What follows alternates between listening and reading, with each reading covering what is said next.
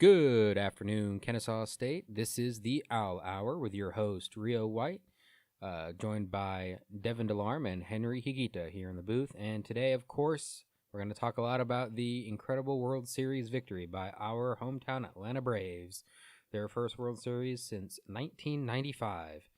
And it's been just an exciting week for the entire city, and there's a lot to talk about there, including tomorrow's parade, which is going to be absolutely crazy. But first, let's talk about Kennesaw State sports and a really, really exciting football game between the Owls and Gardner-Webb Bulldogs, the running Bulldogs, that is, who gave KSU a run for their money. It's traditionally been a pretty tight matchup between the two teams over the years, although I do think KSU's won every time. But 34-30 victory, a last-minute victory for the Owls in what was a back-and-forth matchup that had a really exciting fourth quarter as well. But again, to no one's surprise, Xavier Shepard was the hero of the game again. The game-winning touchdown pass with just 11 seconds left on the clock gave the Owls a 7-1 record on the season. But let's start talking about what happened at the beginning of the game, because actually the Owls were down 10-0 during the second quarter, and then scored with about 10 minutes left in the second quarter with a field goal by Nathan Robertson, and then tied the game at the half with just 16 seconds remaining in the first half. Pass from Shepard to Xavier Hill, who also had the game-winning touchdown later on in the game. So 10-10 at the half. So at first, not the most offensive of matchups, but then things really opened up at the second half. The running Bulldogs took the lead again, made it 17-10 with about 8 minutes left in the third quarter. And then the Owls immediately tied it up again at 17 about 4 minutes later. And then the Owls, with their first lead of the game, at the end of the third quarter, a 51-yard pass from Shepard to Caleb O'Neal made it 24-17. The Owls took a little bit more of a lead with a field goal about halfway through the fourth quarter, making it 27-17. But Gardner-Webb were not going to stay down. They got back up with about 5 minutes later, with about 2.5 minutes left in the game, a touchdown to make it 27-24 KSU, and a very quick 3-and-out by KSU gave Gardner-Webb the ball immediately back within less than a minute. And then with just 43 seconds left in the game, Gardner-Webb had a touchdown. But importantly, the Owls blocked the extra point attempt, so it was 30-27 with 43 seconds left in the game. But of course, KSU, known for their breakneck tempo, got the ball back, and with 11 seconds left, a 15-yard touchdown pass from Shepard to Hill, the two Xaviers, won the game 34-30. So this was by far the tightest game of the season for KSU. It was a performance that went against a lot of trends, both offensively and defensively. On the offensive side, this is the first time in a long time, and I don't think this was the only time in history, but it's one of the very few occasions where the Owls had more passing than rushing yards, albeit just by one. 209 passing yards is a first 200-yard passing game since the 2019 season for KSU, and 208 rushing yards, which is still very much respectable, but that's got to be one of the very few times that the Owls have actually passed more than they've rushed for. So that's really impressive in the sense that it gives another angle for other defenses to think about. And Shepard has been a really solid passer as well as a rusher this season. He also led the team in rushing yards as well. But then on the defensive side, what was a little bit unusual is that the previous 5 or 6 games, they had really been on lockdown. The team had done really well after the Georgia Tech game to get things together and limit teams to under 20 points in all of those matches. And the one thing that really sticks out, too, is that the number of points that they gave up against Gardner-Webb was almost as much as they had given up in the previous 5 games combined. I believe they had given up 38 points in the previous 5 games combined. They gave up 30 against Gardner-Webb. So I do think that speaks a lot to Gardner-Webb. Credit to their offense for really stepping up and pushing the Owls to the limit. And like I've said, this has been a historically pretty exciting matchup, but not quite as exciting as the final home game of the season, which will be in 3 weeks. But first, there are 2 more away games for the football team. Robert Morris up in Pennsylvania next week, and then the week after at North Alabama, and then Monmouth. This has been historically one of the most exciting Big South matchups of the last 3 or 4 seasons. There have been wins for both sides. KSU with a pretty exciting establishing win back in 2017, and then a defeat a couple years later. So this is going to be huge. Both teams are historically two of the strongest in the Big South. So this is going to be a huge opportunity for KSU to put the icing on the cake this season, in a season that's really been a lot about proving things, not only defensively, but reestablishing themselves, as the top team in the Big South offensively, in which they have. So, again, 7-1 this season. It's fourth consecutive year, according to KSU Owls, that this team has gone 7-1, and it continues home dominance, 9 consecutive home victories for KSU. More than that, they had a one for the month of October, somewhere in the teens. They've won that many in a row in the month of October. But again, it's another really impressive performance by the team, a team that has really found its way to really rise to the occasion in the clutch moments, which they haven't had to do too much of this season. They had a tough opening game against Reinhardt, lost to Georgia Tech, but since that point, they really haven't had to necessarily show themselves in really clutch type moments that are, win or lose type situations. And the one concerning statistic, though, is on the defensive side. They gave up yards, not just the points, not just the 30 points, but significant yardage, both passing and rushing. So on the rushing side, they gave up a net of 165 yards to Gardner-Webb's rushing offense, specifically Nari Gaither, 22 attempts for 116 yards net. And then the quarterback, Bailey Fisher, had 354 passing yards. So all things considered, hopefully this was just a one-off performance, and that it was more so about Gardner-Webb's offense than the defensive mistakes of KSU, and they can pick themselves back up against Robert Morris and really get back to the way that the defense has been performing all season, which has been on lockdown since that first game. On the KSU side of things, Shepard, 209 passing yards, 12 of 14, so just 2 incompletions all game. He also led the way rushing as well, 68 net yards for Shepard.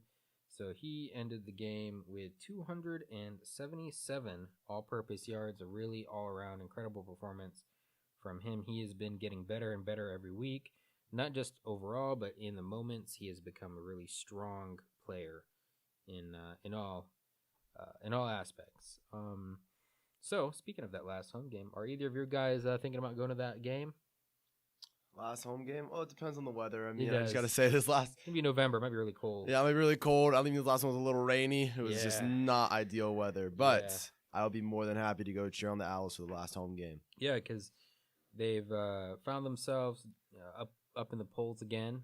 I think they're right around number 10 right now, and they're going to be in the playoffs, and it's going to be really exciting to see who they're going to play and how deep of a run they can make. They made it as far as the quarterfinals of the FCS playoffs. I believe that was in 2018, if I'm not mistaken.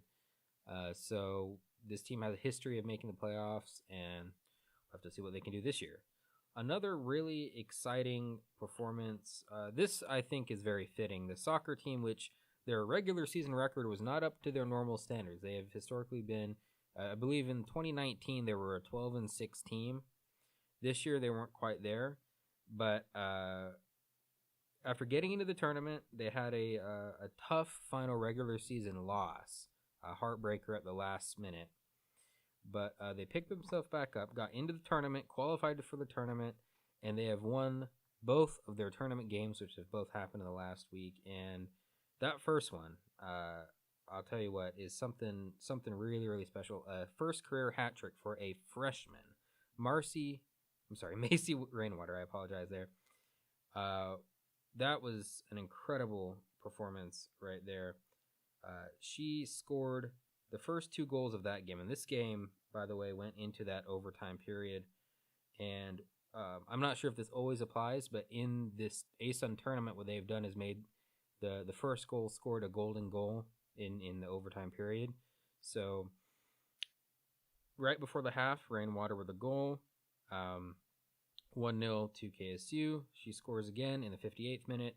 So it's 2-0, but then a minute later, Central Arkansas, a team, by the way, that KSU had won 4-3 against previously in the season, and finished as a much higher seed, was coming back. Emma Hawkins with 2 goals within 3 minutes to make it 2-2 after 61 minutes, and then just 5 minutes after that, Central Arkansas took a 3-2 lead through Abby Gibson. So in the course of about 8 minutes, it went from 2-0 KSU to 3-2 Central Arkansas, and all of a sudden the Owls are the ones who were on the ropes, and then Rainwater with a hat trick in the 81st minute to tie it back up, and then in the 93rd minute, so the first 3 minutes of the overtime period, Tiana Rivera with a golden goal to put KSU through to the semifinals of the ASUN tournament. And then in that semifinal, guess who again? Macy Rainwater, that who had 3 goals in the regular season, and now has scored 4 in the postseason. That's pretty incredible. And so Macy Rainwater with a goal in the 74th minute of the game in the semifinals against Delarm, and got themselves to the final of the ASUN tournament for the 3rd consecutive year. We'll be playing Lipscomb, a strong team traditionally. So it will be Saturday, 7 p.m. in Nashville, Tennessee. And if I can find it, I will look for any sort of way to watch that. I believe they probably have something up, possibly YouTube Live. They've been using that. So, but it just really tells you how resilient this team has been. Again, their overall record this year, 9-7-2, not quite as good as they had been in years past, but the ability for them to pick it up in the tournament and win 2 very tough games, get themselves to that final is something really special. And I'm sure Coach Walton's real proud of this team, as should the students. And so a shout out to the women's soccer team, Macy Rainwater, but the whole team as a whole, as a unit, really coming together in this tournament and proving, yes, KSU is still one of the very best teams in the ASUN. And just because the regular season didn't quite go the way that they wanted it to doesn't mean that they, couldn't prove it now in the tournament, and they have. So congratulations to them. The volleyball team only had 1 game in the last week, but they have extended their winning streak to 7 matches. They're now 15-8. They had yet another 5-set game against Liberty. This seems to happen every year. Earlier in the season, they had defeated Liberty in a sweep, just 3-0. But this time, 3-2 in Virginia. This time at Liberty, 7th consecutive victory for KSU, and now they just have 4 games left in the regular season, and are really hitting their stride. No surprise, Laura Chastang leading the way in kills yet again, and so the volleyball team really finding the swing of things. If they can win out, they may be very, very dangerous in that ASUN tournament. So now, the moment you've been waiting for. The moment you've been waiting for, ladies and gentlemen. The Atlanta Braves, nerves of steel for Max Fried after a tough outings previously. But there's so many storylines to talk about, but I'll leave it to my 2 partners here. First of all, Henry, what did you think? About the game, because the game, just an incredible series. Yeah, I mean, I was, when I saw them go 3-1, win Game 4, just the way they did with those home runs from Swanson and was it Soler? Soler. Yeah, Soler. Yeah, Out of the park. Well, yeah, that was in the last game, in Game 6, which was actually, that was incredible. Like, you don't see that often. Yeah, you're watching the World Series. It's like the Game 6. Hits it into orbit. Like, man, out of the park. You're like, it's like backyard baseball. Yeah. Exactly, it's impressive. And yeah, so Game 4 they managed to edge through the win. Crucial win, by the way. Mm-hmm. That helped put them up in the series. They go 3-1, and I'm like, 3-1 again. Are we going to be able to bring it home? And then Game 5's obviously, we start off with a grand slam. We start off high, and then we get a reality check from the Houston Bats. Obviously, that was a bullpen game for the Braves. They didn't really with Charlie Morton getting injured. That really hurt. That really hurt. So obviously, they didn't have. They were down on pitching staff, so they really didn't have much of a choice. Mm-hmm. They had to go with it. I think people sort of blame Brian Snitker for putting in a pitcher that didn't have much Major League Baseball experience. That was extremely shocking. I mean, you look at him, it's his first 2 MLB, games in a row, actually. Yeah. 2 games in a row. It's his first MLB start coming from the minor leagues, and it's in the World Series, right? No Game pressure. 5. No pressure. No no pressure. pressure. Hope you do well. Yeah. So obviously, I mean, yeah, nerves got to the pitcher, and you know what happened. You expected it. They he took a beating, and unfortunately, Braves go on to lose that game 9-5, and then people are like, it's the Braves curse again. It's the Atlanta sports curse So you again. can't help but sweat bullets all of a sudden, Yeah, because you're like, okay, well, here we go, downward trajectory. suddenly the series goes to Houston, and obviously teams are way stronger at home. Remember, Houston was first of all the site of our sour defeat last year against the Dodgers, right. And it was also the site of the sour defeat of the Falcons in 2016. Yeah, bad karma there. So obviously, bad stuff going there. But we go, and Soler hits that homer, starts us off really well, 3-0, and then it just goes up from there. Max Fried had an excellent game.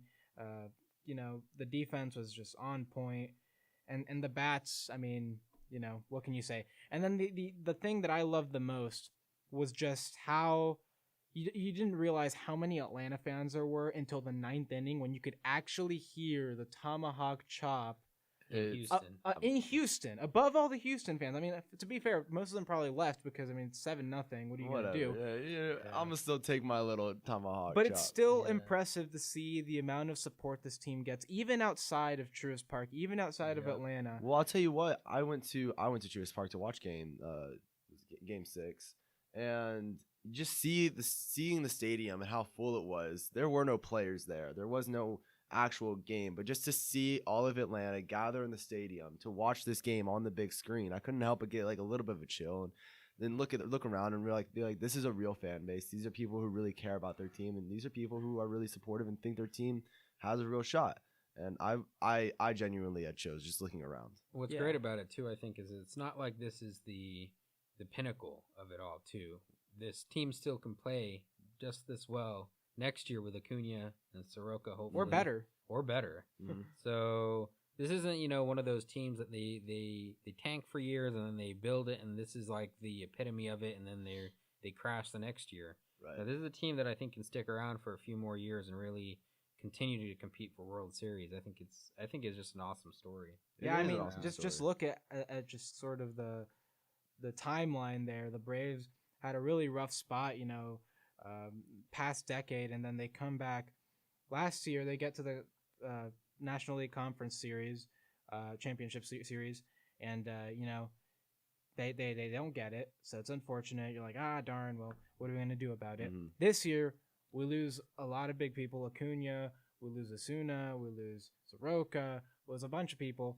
Get some good signings, and now this year, look, we're standing world champions. Well, and that's the thing is like as we went through a lot of this season, we were under .500 for a very long time, and it was almost looking like no playoff hopes for a very long time. And what the interesting thing is? I was looking and I saw this somewhere, but it said in July or August or something like that, people would have said the Braves had a 0.3% chance of winning the World Series. Yeah, the official, because not only they were in third place in the division, they were, I believe, under 500 at the All-Star break, and then they had the signings. They turned everything around and 88 wins, only 88 wins. 3 magical series. They beat the Brewers, the Dodgers with their massive payroll, and then beat the Astros. And it's still impressive because we came into the playoffs as underdogs, 86-win Braves. Like, what are they going to do? There's no way they get past the first round. And here we are in the World Series shutting out the Astros in this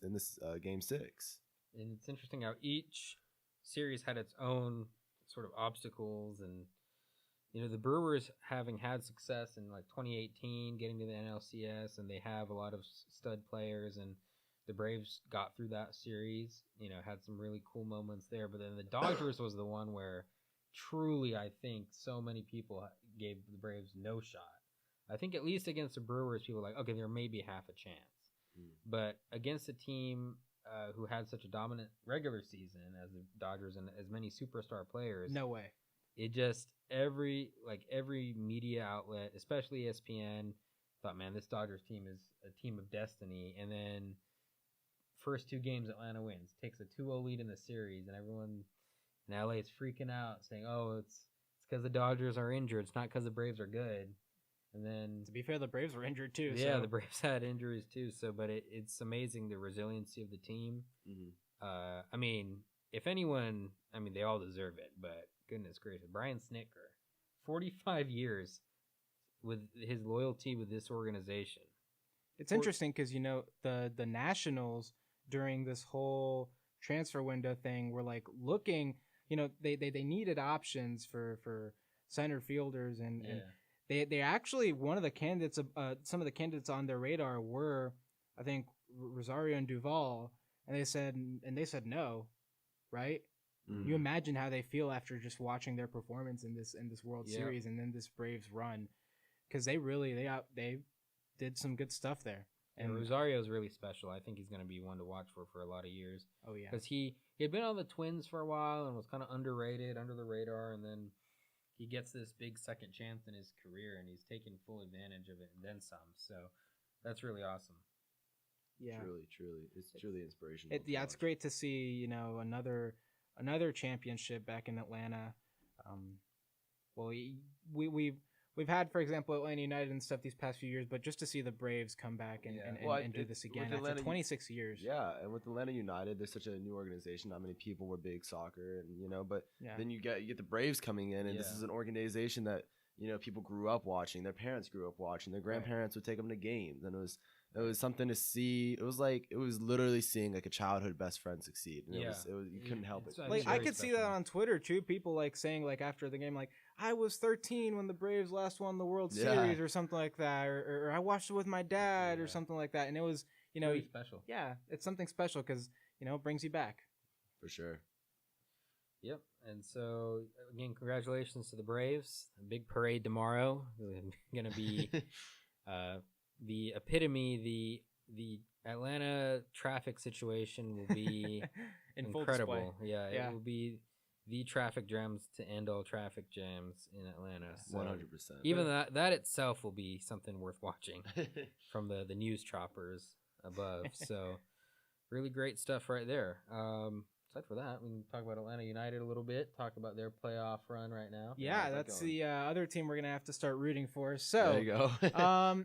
If you were an Atlanta United fan and you watched the last 3 games, you would have a reason to sort of internally panic, or externally if you want, because the last 3 games have all been draws.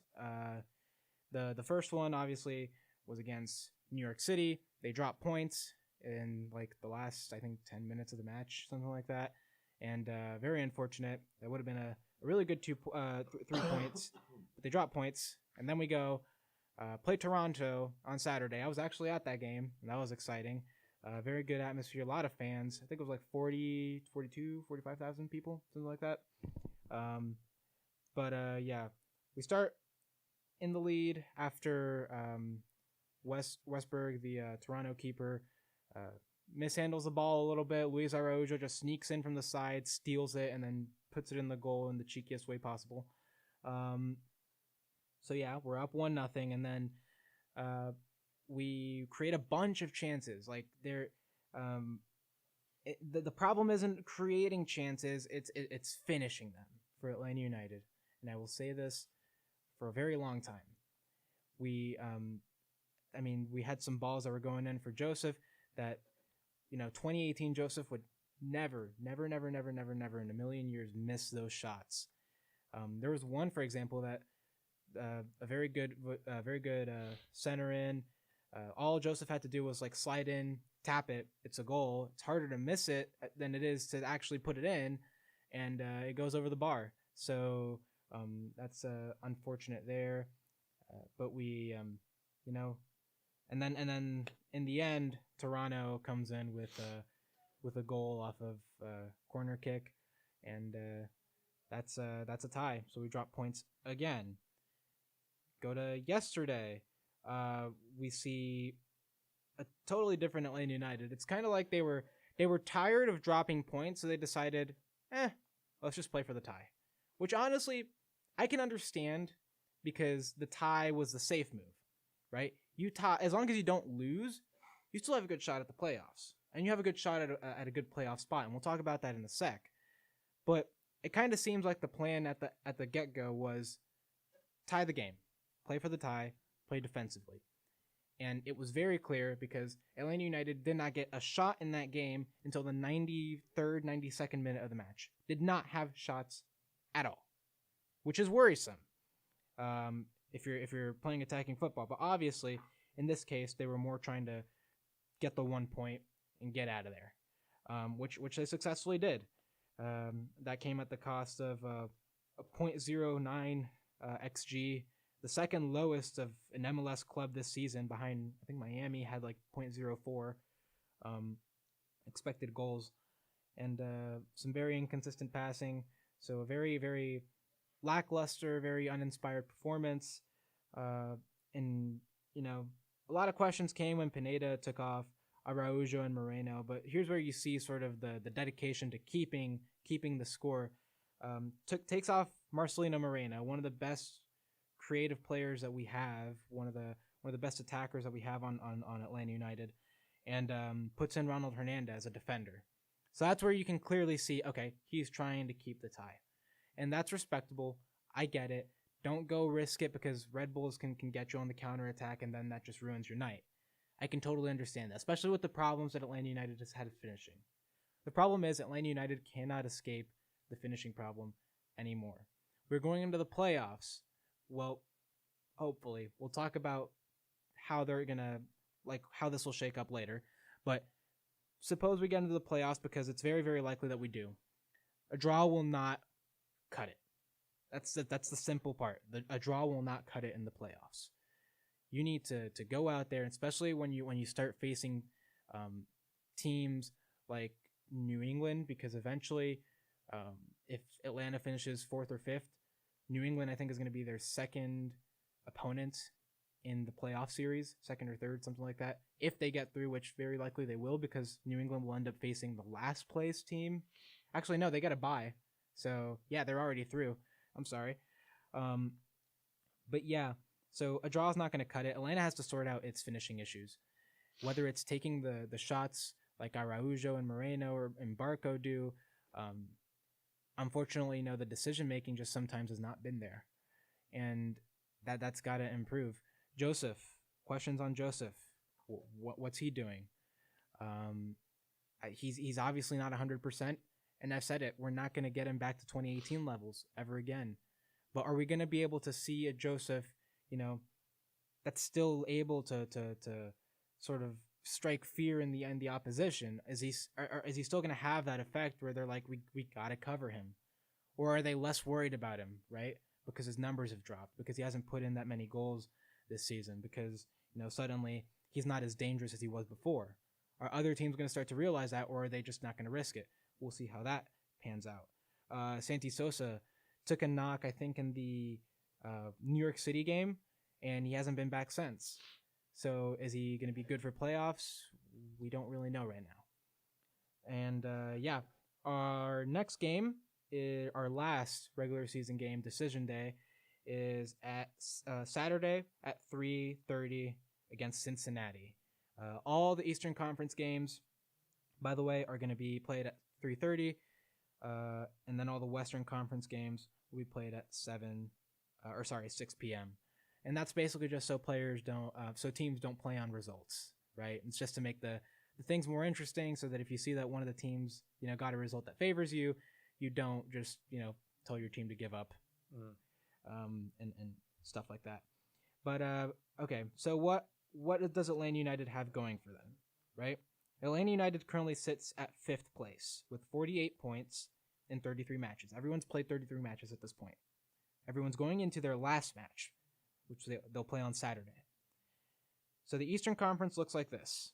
New England's already qualified to be first, leader, takes the supporter shield, all the cake. Philadelphia's second right now with 53. Nashville is third with 53.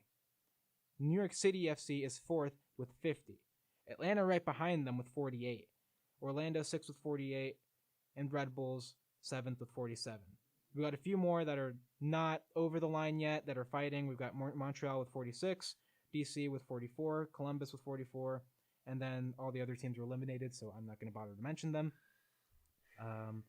But yeah, what does this mean? If Atlanta can manage to win against Cincinnati, and then Philadelphia beats New York City because that's their last match, then Atlanta will jump into 4th place, passing New York City, and then the playoff, their first playoff match will be Atlanta versus New York City in Mercedes-Benz Stadium. Best case scenario right there. Now, Atlanta, the worst case scenario for Atlanta would be if they lose and Cincinnati just utterly destroys them and manages to reduce their goal differential. Atlanta would have to lose by more than 7 goals to Cincinnati, a team that has three-peated wooden spoon. So it's not very likely, but Atlanta should definitely go and look for the win.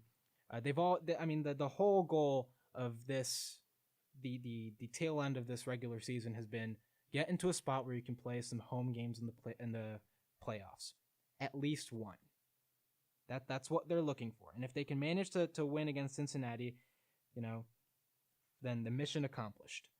Other things that, potentially, just in case, what if Atlanta United does tie or lose? Well, then the best result would be Orlando not winning, Red Bulls not winning, and then, that's about it really for them. Just what? I think there's a scenario, if I'm not mistaken, that if New York City loses their last game and then Atlanta and Orlando win, that it would be Atlanta versus Orlando. It could. That It would could be if pretty Orlando exciting. wins. The whole rivalry thing. But because they have the same amount of points, but Atlanta would come up top over Orlando in goal differential. So that's actually something to look forward to. We'll see. Orlando, I think Orlando plays, I think it's Montreal. So Montreal, who needs the win to get their spot in the playoffs. So they'll be playing their hearts out. Orlando obviously playing also to stay in, but also wants to climb like Atlanta United. So if Orlando beats Montreal, then yes, we could have that scenario potentially. Even more of a reason for Atlanta United to win. Yeah. Because you don't want to be dropping points, especially at this crucial time. And yeah, especially when you're facing the wooden spoon. I mean, you're facing the worst team in the league. You have to beat Cincinnati. You did it 4-0 last time in the Benz. You can do it at TQL Stadium. I believe in you. Come on. After all, they only have 4 wins all year. So yeah, and okay, well, yeah. So that's what Atlanta United has got. MLS, as I said, Saturday is decision day. The last matches. All the conference games will be played at the same time. East at 3:30 p.m., West at 6. And some news from over the weekend. Portland managed to clinch a spot in the Western Conference for the playoffs. New York City got one in the East. And Columbus, DC, and Montreal are battling to get in the East, as we just mentioned. Red Bulls and Orlando trying to stay. The MLS playoffs will start Saturday, November 20th, and they'll go all the way till the MLS Cup final on December 11th. So you've got some interesting stuff going there for your Thanksgiving weekend and beyond. So that's all of MLS news for now. I'll leave it back to you, Rio. Alrighty. So we'll stay in soccer a little bit before we go to the NFL, because they had some really interesting results last week. But we had Champions League action this past week, Tuesday and Wednesday as usual. Some really interesting stuff. Chelsea beating Malmo 1-0, not too surprising there. Wolfsburg finally getting themselves a win against Salzburg, so that's nice. 2-1 for Wolfsburg. I think they're still probably... Oh, they're third in the group now. They were bottom, but now they actually do have their first win in match in the group play. Sevilla is still yet to win. That's a little bit surprising. But Wolfsburg beating the top team in that Group G, Salzburg, so a good win for them. Let's see what else. Villarreal, I'll get to that back in a second because something really odd happened on Tuesday. But Villarreal, 2-0 against Young Boys. Juventus 4-2 against Zenit, so that was a pretty exciting match. Bayern, another goal bonanza, 5-2 against Benfica. Lille 2-1 against Sevilla. Barcelona, a little bit tight, 1-0 against Kiev. Atalanta, Man United. Ronaldo with a last-minute equalizer. Saves it. Atalanta looked like they were going to go in with a nice win, and they just, Ronaldo, he never fails to be the man of the moment. Equalizer at the very end there, make it 2-2. Real Madrid 2-1 against Donetsk. Milan Porto, that 1-1. Porto's a sneaky strong team right there. It shouldn't be too surprising, but I think a little bit underrated in general. But a good draw for Porto right there. Sporting, a really, really impressive victory 4-0 against Besiktas, who did have a red card, to be fair. Ajax 3-1 against Dortmund, so a really impressive win right there. Unfortunately, our friends at Sheriff did not win this week. Admittedly, they were playing a very strong Inter team. The last goal by Alexis Sanchez. Yes, he is still alive. 3-1 for Inter. Liverpool 2-0 against Atletico. That's possibly the game of the week there. There was the revenge, or the rematch of the last Champions League sort of thing we had. And Atletico Madrid, again, picking up a red card. They had to play without Griezmann this time because Griezmann was the one that picked up the red card in the last game. So, unfortunately, they were again a man down, I think, from the 36th minute. Wow. So, very early. Both goals, however, from Liverpool came earlier than that. So, interesting game right there. I think Liverpool's top of that group. Yes. They are 12 points, I believe. So, they've won all of their match of the group. Man City 4-1 against Bruges, and then Leipzig 2-2 with PSG. So a lot of exciting stuff there. So back to that Villarreal thing for just a minute. So their manager, former Arsenal manager Unai Emery, who's from Spain, is having a bit of a comeback at Villarreal, who won the Europa League last season. Although the team itself isn't doing too hot in the league, I believe they're like 13th or 12th, but they are doing pretty well in the Champions League. It was announced before that match on Tuesday, but hours before that match actually started, there were actual official reports, not just rumors, but reports by Sky Sports and a couple of other British press organizations that Emery had been in advanced negotiations for the Newcastle job, again, the team that had just recently been bought out by the Saudi consortium, and it had gotten to a point where Sky had reported he had already talked verbally to the owners of Newcastle, and they were very close to an agreement. Of course, this would have come to a shock to the players and the ownership at Villarreal, who he had to coach that night. And it ended up, he clarified the very next day that although there were talks, there was nothing that was not only was there nothing set in stone, but it wasn't as advanced as the British press were making it to look like, and that he had already assured the ownership at his current team that he was going to remain with the team at least to the end of his current contract, whenever that ends. So it was shocking in the sense that it wasn't just your typical rumor mill of soccer that happens all the time. It was just an actual official report saying he was more or less on his way to Newcastle, and before that Champions League match, which they won anyway, so it didn't seem to distract anybody, but it was just kind of interesting. With that, we actually are going to send it to our first foreign correspondent via satellite uplink. We got our British guy who was actually at the center of all those rumors, and a lot of people are criticizing right now for, kind of talking about this situation and making a lot of people think that this man had already signed with Newcastle. So we're going to send it to our man Reginald, who's over in England. Let me go ahead and get him up right now. Can you hear me? Can you hear me, Reginald? Yes, I can hear you, good friend. My name is Reginald, and I must apologize to all the people who are die-hard Newcastle fans. I do apologize because, unfortunately, I was completely wrong. I woke up and had my full English breakfast, and I thought, oh yes, I'll come up with this rumor that Unai Emery is going to Newcastle. Unfortunately, too many people believed me, and I could not take it back. And so, as it turns out, he never signed any piece of paper for Newcastle, and he was always going to stay in Spain. So I would like to apologize for the fake news. Thank you, Reginald. That's a lot. That takes a lot from a journalist to admit to that. So that was on the record, everybody who's listening. That was the man who started this wildfire about Unai Emery, and it turns out he is very much staying in Spain. So I guess we can talk about the NFL now. I don't know. You want to? Was that surprising, about, everybody? Yeah, It's amazing. I didn't know we could get somebody from England on yeah, the show. I mean that's crazy. I love hearing I didn't know you guests. had those connections. Yes. Yeah, that's crazy. Wow. So NFL. NFL. A lot of interesting stuff. Overtime game against the Titans and Colts. Injury for Derrick Henry. That's hopefully he gets better. I believe it was a broken foot that he had there. What did you see, Devin? What did you see over the weekend in the NFL? Over the weekend in the NFL, well, the Falcons did lose to the Panthers.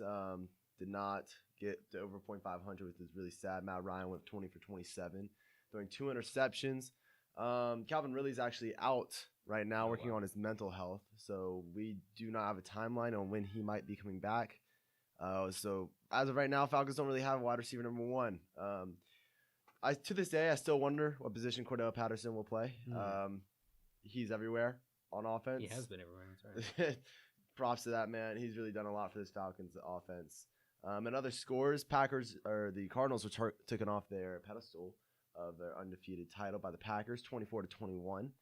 The Titans defeated the Colts, 34-31. Bills defeated the Dolphins, 26-11. Jets defeated the Bengals, 34-31. I believe they had that backup quarterback in there, didn't they? They did, and that backup quarterback was actually pretty dang good. Mike White, 37 for 45, 405. Oh my goodness gracious! I know. It's insane. This guy came out of nowhere and just blew the hats off everybody on Twitter back in 2016. He told Peyton Manning he was going to break his record. So we'll see how that turns out. Forgot about that. Yeah. Steelers beat the Browns 15-10. Eagles beat the Lions 44-6. Rams beat the Texans 38-22. No surprise. 49ers beat the Bears 33-22. Patriots beat the Chargers 27-24. Seahawks beat the Jags 31-7. Geno Smith had an excellent game that game with Tyler Lockett and DK Metcalf blowing the lid off everything there. Saints beat the Bucks 36-27. Jameis Winston had to come off the field. That was a very heartbreaking thing to see. QB Jameis Winston was carted off the locker room with apparent leg injury. He had to be helped onto the cart by his teammates. So not something you ever want to see. Broncos beat Washington 17-10. Cowboys beat the Vikings 20-16, and Chiefs beat the Giants 20-17. Other news around the league: QB Aaron Rodgers tested positive for COVID-19. Jordan Love is supposed to make his first NFL start next game. Saquon Barkley also tested positive for COVID-19. He will be out next game. Tyrod Taylor is on track to start this Sunday against the Dolphins. Deshaun Jackson was released from the Rams this past after following no trade deal. With the trade deadline. Von Miller heading to the Rams for 2022 second and third round pick, traded from Broncos to the Rams. I would be happy for them if they weren't in the NFC West. I gotta say. Yeah, get the Seahawks back up in contention there. No, but honestly, the Rams are real big contenders right now. Rams may be going all the way when they have a defense like this. You don't ever want to see Jalen Ramsey, Von Miller, and Aaron Donald on the same team. Yeah, which makes it all the more fascinating because it just so happens that the Titans, who just lost Derrick Henry, will be facing the Rams on Sunday Night Football next week. Now, if that isn't scary enough, it looks like the Titans decided to sign Adrian Peterson. Yeah. So that's going to be fascinating because they actually had a couple of other options out there. There's a guy on the Eagles, and I can't remember his name, but the Eagles had a good game against the Lions, won 44-6, and they had 2 really good running back performances from players who were more or less practice squad guys. They had Boston Scott and Jordan Howard. Now, Jordan Howard was the former rookie Pro Bowler from the Bears back in 2016, but his kind of career's gone off for the last 3 years. For but sure. I was thinking before this whole Adrian Peterson thing came out, I was thinking, well, this guy who had 12 carries for 57 yards, pretty respectable, and that was split amongst 3 different running backs and Jalen Hurts, that, he might get a chance with the Titans, but it looks like the Titans went with experience. And so Adrian Peterson, who, although didn't do great with the Lions, had a great, I believe his last time with Washington was pretty good. I think he had almost 900 yards. He did. I think it was definitely a good pickup, in my opinion, just with Adrian Peterson. He is one of those people he may be old and he may be a little a little beat up at times, and he didn't do well with the Lions, but he did do well with Washington. He did do well with the Saints, and he did do well with obviously the Vikings. But those were back in his golden another days. Team in between there. I can't remember. I can't remember the other team either. Before the Saints, there was someone. There was someone else. Arizona. That's yes. right. Yes. A lot of people forget about that one. Interesting last few years for Adrian Peterson, but his experience more than anything is going to be really important, and I think he's going to bring a very different element to that team through his experience, on playoff teams in the past and being a legendary rusher. So he's going to have the fire. He's going to have the desire. Now, if he can translate that with still having a good amount of skill, that's going to be a very interesting combination. They still have Jeremy McNichols, I believe the Titans do. So it's going to be interesting to see how many reps will Peterson even get this first week. I mean, against that defense with Von Miller, I really hope Tannehill doesn't have his neck broken. It's going to be really hard because, again, I mean, you still have Jalen Ramsey. You can't exactly throw this ball up in the air. Yeah. At the same time, you got Aaron Donald. You don't have exactly much time to think about what you're going to do. Carnage on Sunday Night Football this upcoming week. It's gonna be deadly, and you're just gonna have to see, especially how the Rams' offense is gonna do with this Titans defense. Again, Stafford, he's gonna pick apart. I mean, he's had a great comeback, sort of. 100%. It's great to see. Yeah, but the Chiefs. Now that was an odd one because it, under normal circumstances, probably should have been a much bigger victory, but they got away with it against not a great Giants team. To be fair, Daniel Jones had a good game. 22 for 32, 222, but that was in a game that could have been one where they can say, "Oh, the Chiefs are back." It's still not clear what the Chiefs are right now. Mahomes, again, he had a decent game, but a lot of a lot of incompletions. That is right, 29 for 48. So there's pros and cons to think about. They actually had pretty good performances from their rushing attack, Darrell Williams and Derek Gore. So we'll have to see. The Chiefs, it's for the NFL. I know as a whole, the NFL probably wanted Mahomes to continue his dominance, but it's interesting to see what this Chiefs team is going to be in terms of their identity, because it's hard to say right now what that is. But a lot of exciting games coming up next week. Obviously, traditional Falcons Saints will be interesting. I think it'll be entertaining. Saints should probably be favored in that one by quite a bit because they beat the Bucks, but I think it'll be entertaining. It's always a good rivalry game. So if the Falcons can make something of it, it'll at least be pretty fun to watch. 100%, yeah. I think also with Jameis Winston being out, I think it does give the Falcons a little bit more of a chance. That's true. It's was it Simeon who came in? I'm not too sure, actually. Yeah, I believe Trevor Simeon, who was on the Broncos before that, but yeah, it's I don't know, it's interesting. And now that Eagles team, I don't know if that's just how bad the Lions are, or if the Eagles are actually not terrible this year. But that was a pretty impressive performance. I'm just gonna think that's probably just the Lions. Yeah, probably. The Packers Chiefs. So this will be important because now with Jordan Love gonna be starting quarterback, do the Chiefs actually have a shot? Because I mean, if it wasn't for that, I don't think the Chiefs would have a chance. But this could maybe this will be the game where Mahomes finally finds that zone that we've seen him in before. Maybe he can actually be that dominating guy against. But then, I don't know. Packers are really good. Their defense is doing great. So I think it's definitely just going to have to be a time where Mahomes is going to have to look at himself and really decide where he's going to go with his career. I agree. And this Packers defense isn't a joke. No, yeah. I'm not going to say they're fantastic. They're not horrible, though. I mean, they'll definitely stop you. And especially with these plays that they draw up sometimes. You can't help but question.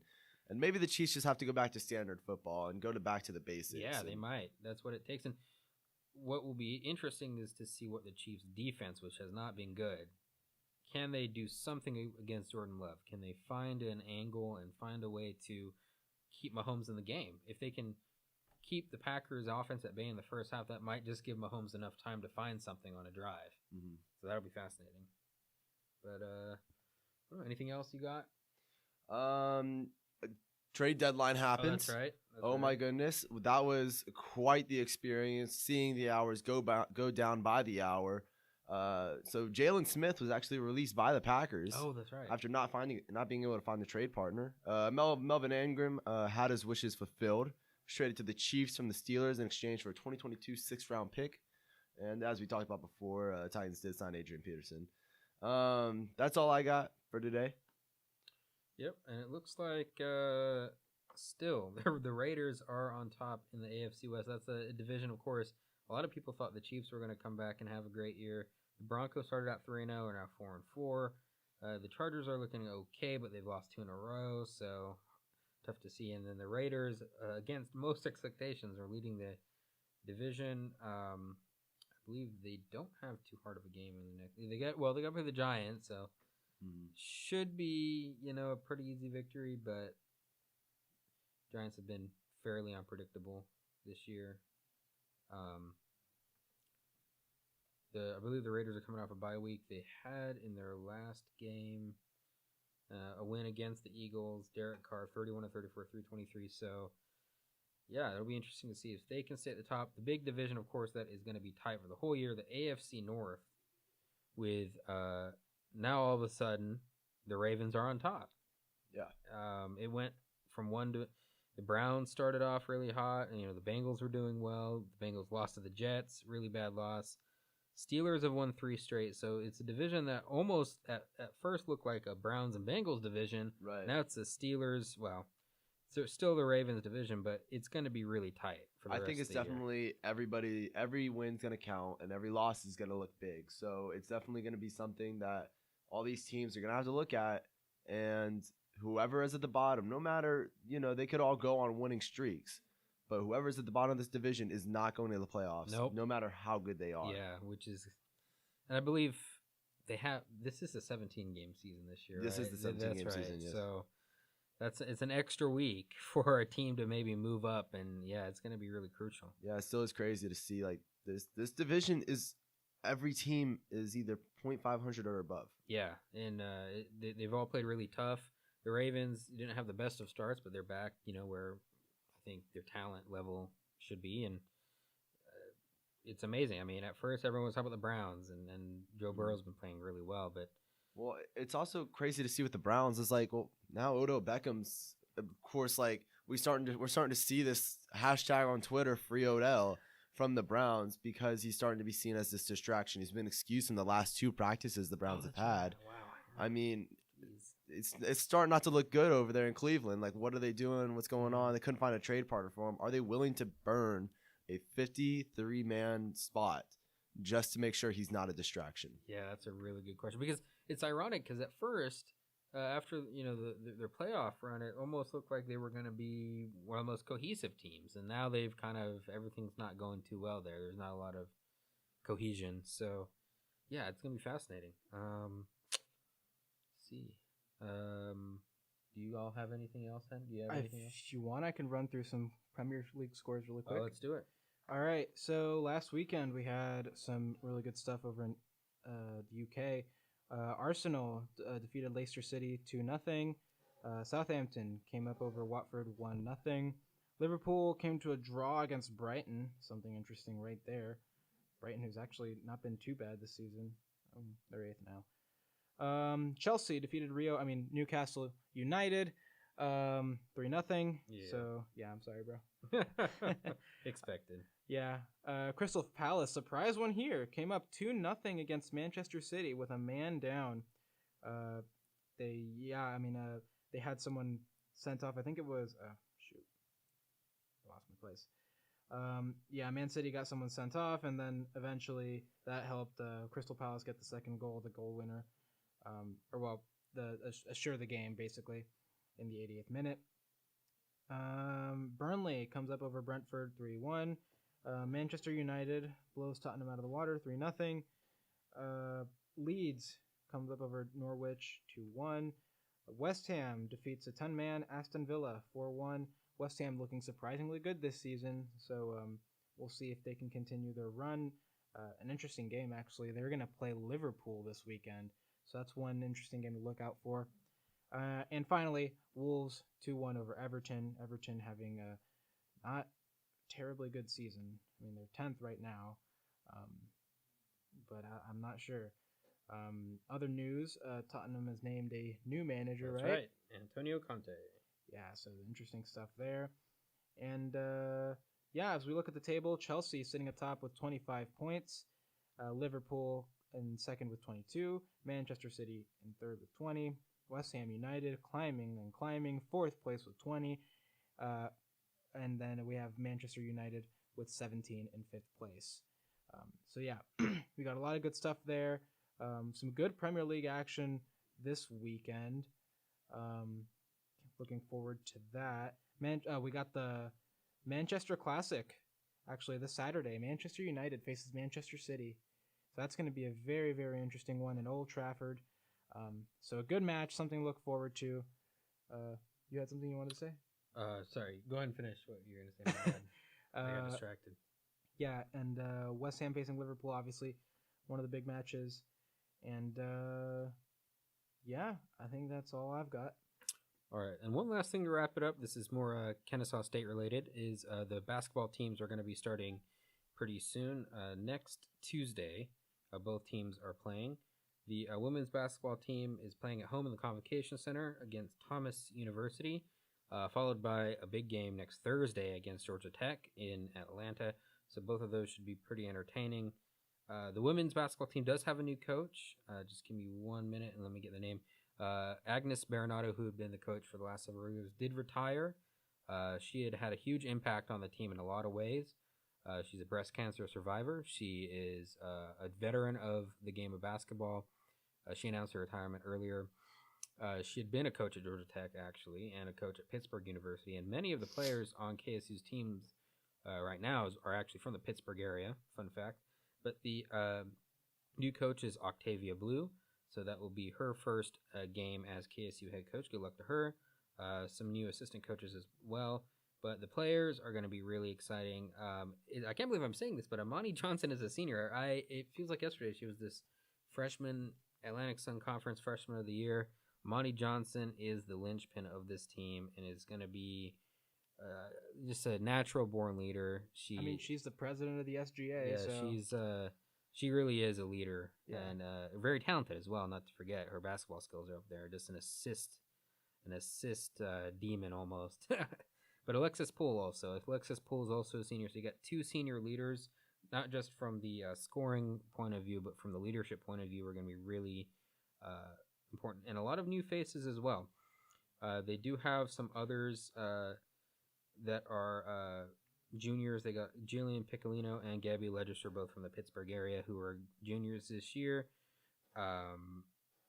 It's going to be a really exciting year for the women's basketball team that I think has a lot of new faces, but also a lot of potential to surprise, I think. And the men's basketball team is also really exciting because it has a lot of new faces as well. Amir Abdur-Rahim, the current head coach, is really looking to bring this team together and have a nice season. They start out at Iowa State, a tough one next week, next Tuesday. That will be on ESPN Plus, and then a one on Fox Sports at Creighton. So that'll be good. A nationally televised FS1 matchup at Creighton next Thursday. So a couple of tough ones to start out the year for KSU, but I really do think this team is going to do a lot better than they have been in the past. It was only a couple years ago they had a 1-win season, so I think this will be a team that has players who are really young in that season's teams who have grown up. One that I think of, Terrell Burden. I think he's going to be really good this season. They just have a lot, and I do think one thing that's really cool about this team that's different from the KSU basketball teams of the past, you do see a lot more local faces. The previous head coach had this idea where he wanted to find people in sort of random parts of the U.S. You have a guy from New Jersey and a guy from California, but not a lot of Georgia faces. There's a lot of good high schools around here for basketball, including Amir Abdur-Rahim, who I believe went to or coached at Wheeler High School just around the corner from here. So, again, this is really cool. We got, I'm going to name off the Georgia players. We got Campbell High School in Smyrna, which is where Terrell Burden went to. We got East Coweta for Brandon Stroud. We got East Point. We got Tri-Cities High School in East Point. Langston Hughes High School in Newnan. Southwest Mississippi Community College and a high school that's not in Georgia. but Spencer Rogers is from Lawrenceville. Didn't say if he's went to a high school in Lawrenceville. That's hilarious. But yeah, a lot of Georgia faces on this team, so it'll be really interesting to see how this team can come together. I think that's the biggest thing for this new coach, relatively new coach, and a pretty fresh roster that they're going to have to bring people together. So, again, the women's team play next Tuesday, and the men's team, their first home game will be Sunday the 14th against Piedmont College at the Convocation Center. And then that will be the first of 3 consecutive home games for them. They play Carver College Monday the 15th, and then Belmont Friday the 19th of November, all at KSU. So the basketball team is starting up soon, so good luck to them. And aside from that, I think that pretty much wraps it up for us here. So thank you, everybody, for listening to the KSU OWL Hour, and have a pleasant afternoon. Peace out. Bye, guys.